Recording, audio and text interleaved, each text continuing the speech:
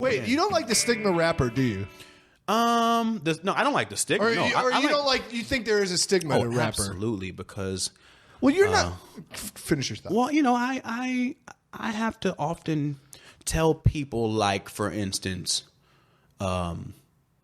my kids' friends' parents, what I do. Right. You know what I mean? Yeah. And then there's that moment. You like, know what I mean? Like, you're humping girls in videos. exactly. Like, exactly. Being derogatory towards everybody but you. And they know that that's not me. So, like, there's this struggle they have in their heads. They're trying to. It's a disconnect. Like even with my dad, like to my dad, like I've often heard my dad call me like a singer to people, or call Just me to like avoid that. a poet, like just to not have to say rapper, Yeah. because of the stigma. You know? Well, I almost to me it's weird because most of your music isn't what modern day rap is. And you said you started touching off on that in the beginning. Yeah. To me, you're more of a slam poet. I don't know if that's a compliment or a diss, but I mean, I don't like slam poetry, honestly. And the reason I don't, though, is because, like, I don't. It's the same reason I don't like EDM music necessarily. Because a lot of what that is like beats without rappers on Yep. it. You know what I mean? And then slam poetry is like raps without no beats. music. I like rap music. You know what I mean? Right. Like, so if you take one or the other out, it doesn't really do much. Sure, for me. sure. You know what I mean? Yeah, Like, yeah. I don't like to hear just a guy talk.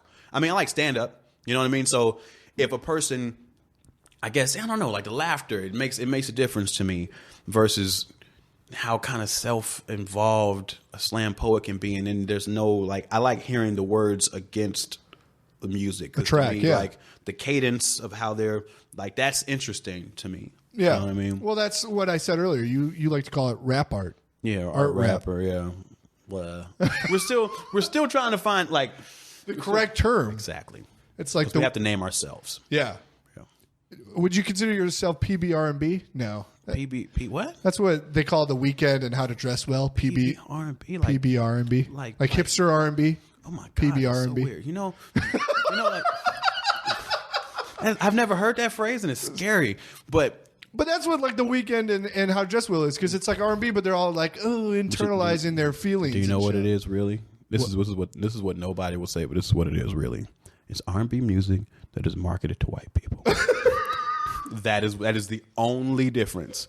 How to Dress Well though? Isn't he white? I think he's white. It doesn't matter. You know what I mean? Because, like, yeah, I guess I love those guys. it's not. It's a thing, and it's a thing. There's probably a lot of other R&B that you will love too. It's just that, like, those guys, like the guys who brand and market them, they figured out that, like, oh, there's this whole other audience. Totally. for it. You know what I mean? Like, Yeah, but I like R&B too, so I don't know if that's. Yeah, I guess so. I went to The Weeknd at the Hollywood Bowl, and I was shocked how many babes were there. yeah. He's like a crooner. Oh yeah. I don't know. His things in action nationwide. Like, yeah, he's got quite the reach. Let me ask you something. Where you've probably performed many of places now. Where's your favorite place to perform your art rap? In the world, Wherever. Wherever I really like. think is. I really like playing Minneapolis a lot. Is there a specific venue? I played at this place called 7th Street Entry a lot. It's in the first, it's in the First Ave building. Yep. It's like the small room. Yep, I like that. I played there maybe 7 or 8 times. Yeah. It's a great spot. I like playing Seattle. I like playing Portland, and I like playing New York. Yeah. Those are probably my favorite spots. Is it just the vibe, the karma, the zeitgeist? Seattle was the first city to get me. Oh, sure. Like, they got it. You know what I mean? Yeah, yeah. And then Minneapolis was very soon after. New York was very soon after that. Where, like, I have people there who completely get it. Yeah. And they show up, and we have a great time. You know. And in Portland is probably the most recent. We're like, oh, this is good. They're catching up, yeah. This is good. Let me ask you this too. I'm very musically challenged. I'm especially rhyming challenged. Okay. What's the secret to like writing a good rap? I know when they say like when you're doing it, when you're improvising or freestyling it, they want you to come up with the word you want to rhyme to and shoot for that. So don't start with that word, end on that word. So then the rhyme will. Is that I don't know. That's the trick they teach in improv or what? That's musical improv. That's funny. You know Eliza Skinner?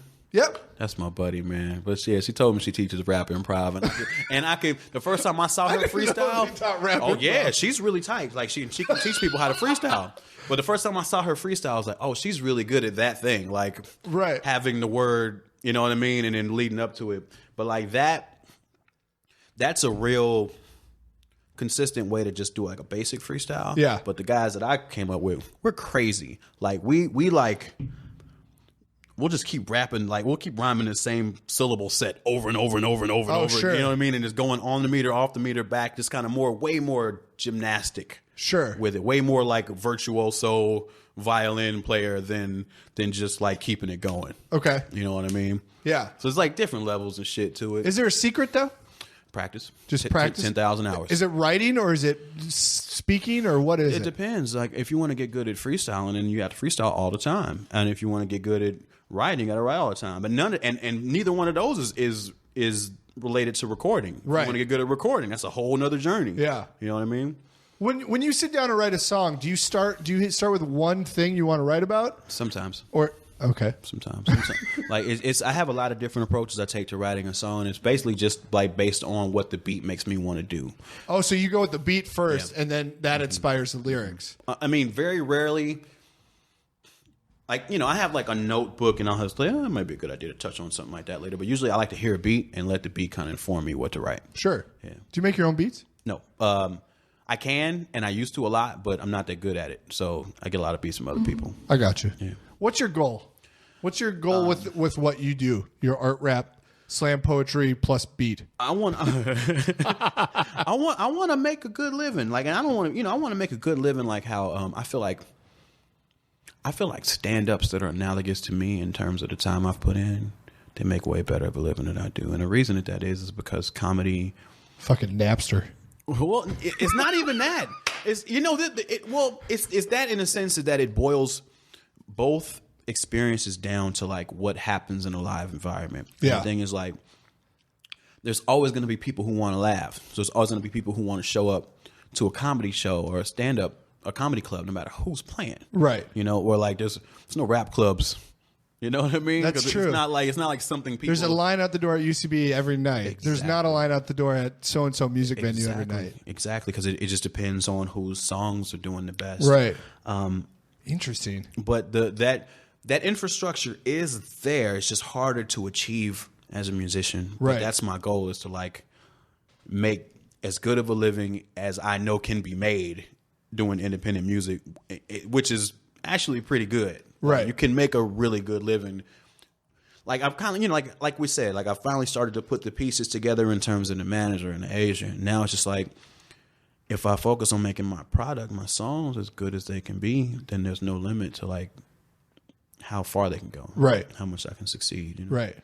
Is there a dream? Is there like a dream in the sense that like you want to sell out Madison Square Garden, or is there a dream in the sense like you just want to make the perfect song that sells 10 million downloads, or is there a certain dream in there?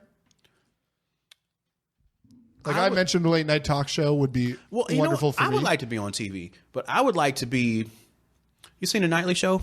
I have not watched it yet. I've heard amazing reviews. God, I fucking love it so much, and I would just like my dream Just is to panelist? be somebody who they call immediately. Yeah. Like who everybody knows that not only am I good at what I do, but I have things to say about everything. Sure. So they call me. Like that's my dream. I like that. You know what I mean? That's awesome. Yeah. That's a really good dream. Yeah, that's it. I'll take that too for the dream makers listening. We'll share it. We'll share it.